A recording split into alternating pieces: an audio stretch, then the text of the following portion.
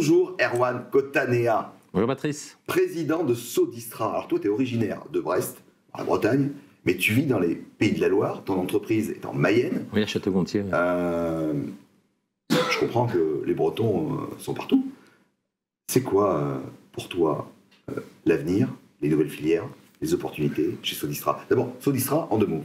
Sodistra, on fait des solutions de traitement d'air, donc c'est des gros systèmes de climatisation pour l'industrie agroalimentaire. Et effectivement, en ce moment, il y a énormément de nouvelles filières qui s'ouvrent sur la nouvelle alimentation humaine ou animale, avec les insectes, avec de nouvelles filières, des nouvelles filières sur toutes les parties batteries. Donc il y a énormément d'opportunités. Donc on cherche à rester présent et à s'appuyer sur nos 50 ans d'histoire pour écrire les 50 ans qui viennent. Donc des belles opportunités qui se présentent. Ouais. Tu as été un des créateurs de la French Fab. Avec nous, pour toi, la French Fab, ça représente quoi? Une très belle aventure, parce qu'on s'est... Avec Nicolas Dufour, on s'est quand même bien marré, parce qu'il faut quand même le dire. On a fait les choses sérieusement sans se prendre au sérieux, et je pense que c'est la base de tout. En tout cas, sur la French Fab, ça a bien fonctionné. C'est l'étendard de l'industrie française, c'est cette fierté qu'on se doit et qu'on peut avoir de ce qu'on fait en France, et de continuer à le faire avec nos collaborateurs, nos envies, nos projets, nos rêves ou d'autres choses. Oui. Alors, tu as dit la France, mais pour toi, ton entreprise, l'export, c'est quelque chose d'important. Ça se passe comment concrètement? Ah bah c'est une nouvelle aventure, parce qu'on est parti effectivement à l'export un peu partout dans le monde, où j'ai intégré des volontés, des ressources, des compétences pour le faire. Et c'est une très belle aventure. On a, à partir du moment où on pointe son nez, qu'on regarde un peu ce qui se passe dehors, au début ça fait peur, donc on prend un petit moment d'attente, et puis une fois qu'on a décidé d'y aller, bien entouré, parce que je pense que c'est important d'être bien entouré, bon, ça va être super. Ouais. Tu as parlé de ressources, quelles sont-elles?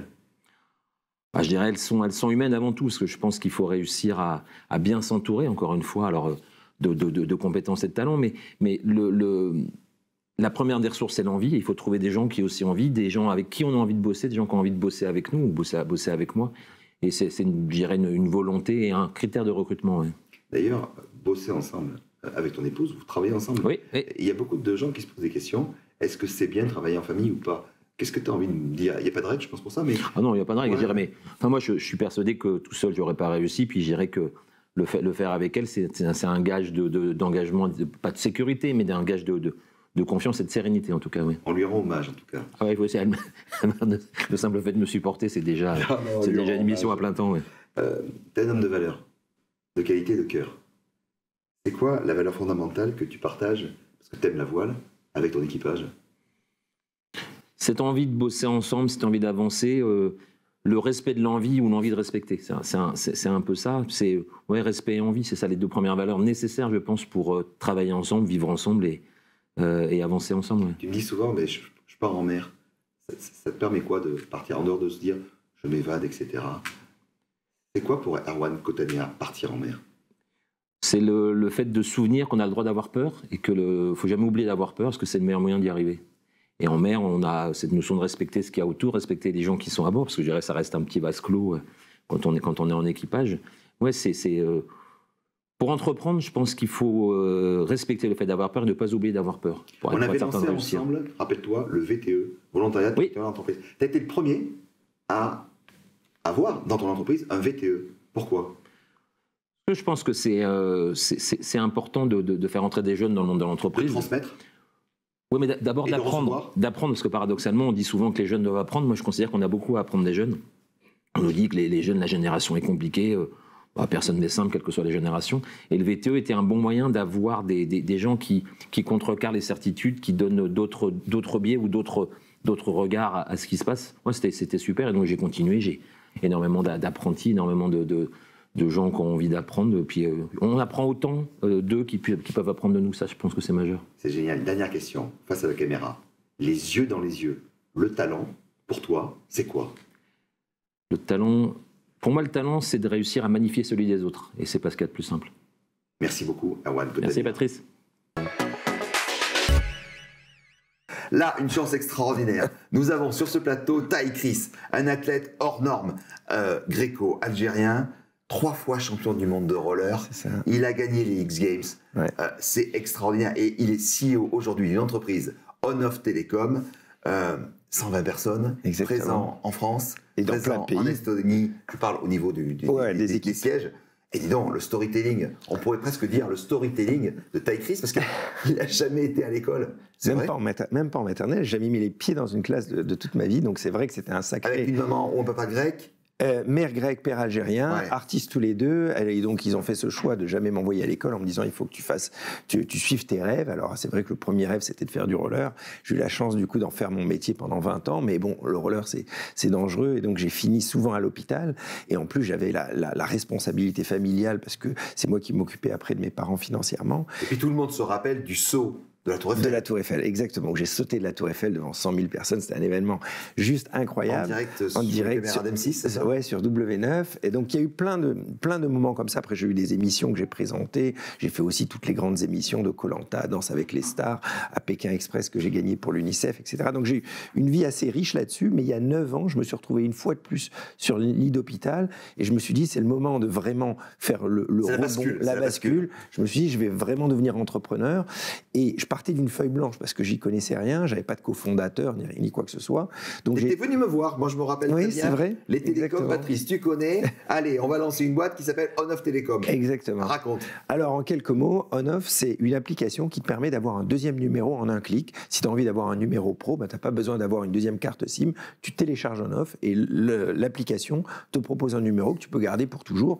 Et maintenant, on a des services pour les entreprises où non seulement on vend des flottes de numéros pour les salariés, mais également ces numéros sont intégrés avec des CRM, des enregistrements d'appels, des analytics, c'est-à-dire c'est vraiment une offre globale de communication pour les entreprises et c'est un vrai succès parce qu'on est 120, on est rentable, on a levé 30 millions d'euros, on est présent dans une trentaine de pays, on a un potentiel de croissance incroyable. Donc l'export, c'est important pour toi. Ouais. Bah là, on lance en ce moment justement l'Angleterre, pas mal d'autres pays à fond, quoi. Ouais. Donc qu'est-ce que tu as apporté? Parce que le sport t'a apporté quand même pas mal de choses dans ta vie professionnelle d'entrepreneur.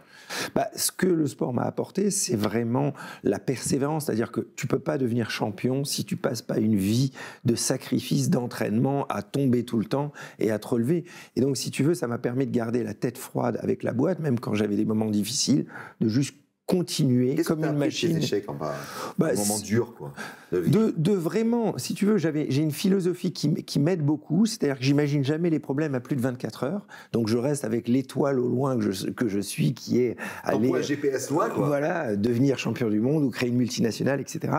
Et après, comme une machine, j'abats les problèmes au jour le jour, et en fait, la constance, on le voit bien dans le sport, c'est la constance des entraînements quotidiens qui font la réussite à long terme. Voilà, et ça m'a aidé parce que quand j'ai créé la boîte, au début, je devais trouver des investisseurs, j'ai eu des moments très difficiles. J'étais au bord du gouffre et j'ai gardé toujours la tête froide à avancer, quoi. Avancer. Ça, c'est quand même la preuve du talent. Alors, face à la caméra, les yeux dans les yeux, vis-à-vis de nos téléspectateurs, juste ici, le talent. Le talent. C'est quoi? Ça, c'est une vaste question, mais je dirais que le talent, finalement, pour moi, c'est le travail. Pourquoi je dis ça? Parce que dans mon sport, il y avait des gens qui étaient beaucoup plus talentueux que moi, c'est-à-dire qu'ils avaient un don inné à réussir des figures, mais je me suis rendu compte que dans la vie, quelqu'un qui est plus travailleur et qui travaille avec intelligence, il bat tous les talentueux du monde. Donc, mais pour arriver à travailler comme un acharné, il faut avant tout être passionné. Donc je dirais le talent, c'est avoir une passion au fond de soi, un rêve incroyable, et le suivre avec un espoir, sans limite, et se battre, travailler. Et quelqu'un qui travaille ne peut jamais perdre. Voilà. Tu as dit un mot incroyable. Tu l'es vraiment. Ty Chris, merci. Merci, mon pote. Bonjour, Vanessa Bianconi. Bonjour, Patrice. Toi, tu es la fondatrice et CEO de Miloé. Alors, et puis surtout, ce qui est intéressant, tu es originaire de Marseille, mais ton entreprise est en Corse. En fait, c'est la région sud. On est d'accord? Oui.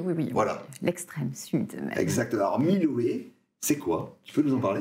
Oui, bien sûr. Alors, j'ai lancé ce projet il y a 8 ans. Donc, Miloé, c'est une plateforme numérique de prévention santé qui accompagne ses utilisateurs à adopter les bons modes de vie pour préserver leur capital santé au travers de quatre solutions co-construites avec l'Université d'Aix-Marseille et ses chercheurs. Voilà. Ça fait 8 ans, tu dis? Oui, 8 ans. Et en fait, qu'est-ce qui t'a donné envie d'entreprendre? Parce que tu n'étais pas entrepreneuse avant. Ah non, non, non. Même j'ai un parcours assez atypique puisque ce qui m'a donné envie d'entreprendre déjà, c'est mon parcours de vie, puisque j'ai quitté le cursus scolaire très tôt pour entrer dans la vie active. Et en fait, le manque de diplôme m'a fait accepter différents postes, non par passion, mais par nécessité. Et c'est ce qui, en fait, au cours de mon parcours professionnel, j'ai switché en fait de poste en poste.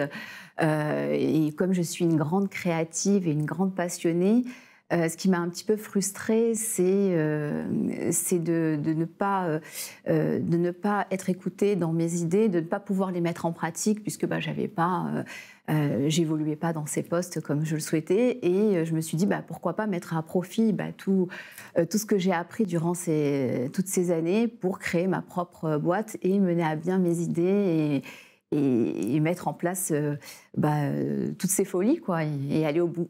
C'est grande folie. J'ai une question. Est-ce que pour toi, entreprendre, c'est apprendre tous les jours? Je dirais même que c'est la définition d'entreprendre, et encore plus avec un parcours comme le mien, où il était nécessaire que j'apprenne, puisque j'avais aucune base. Donc j'ai appris notamment le marketing, la com, et même la finance, alors que j'aime pas les chiffres, mais il fallait bien connaître un petit peu de tout ça pour pouvoir... Exactement, il fallait pouvoir connaître ce qu'on allait déléguer à notre équipe, et aussi surtout, c'était une grande difficulté de ne pas savoir, donc ça m'a fait faire des erreurs, et donc il a fallu vraiment, par nécessité, apprendre. Quand je lis, quand je vois ton parcours, on voit les difficultés, mais je suppose qu'en 8 ans, tu as dû rencontrer aussi des succès, non? Oui, effectivement. Et puis de toute façon, je pense que au départ... Cite-nous quelques succès. Tu t'es dit, waouh, ça y est. Alors, je ne pourrais pas peut-être en citer parce que je les oublie. Pourquoi je les oublie? Parce que je pars du principe que au départ de chaque succès, il y a un échec, en fait. Et je transforme toujours ces échecs en succès. J'en tire des leçons. Opportunités. Et en belles opportunités, forcément. Et donc, c'est pour ça que je dirais, je ne peux pas en citer, j'en ai plein, mais déjà rien que le fait d'être toujours là au bout de 8 ans, d'être bien entouré d'une bonne équipe, d'être soutenu par des chercheurs ou différents partenaires qui font nos succès quotidiens, je dirais déjà ça, c'est un très grand succès. Soutenu et accompagné, je veux dire, par des talents autour de toi. Alors justement, pour terminer notre interview, le talent, c'est quoi face à la caméra? Le talent, c'est déjà la persévérance. Et j'ai envie de dire aussi savoir écouter son instinct et savoir détecter le talent des autres, surtout pour bien s'entourer. Vanessa Bianconi, un grand merci. Merci à toi.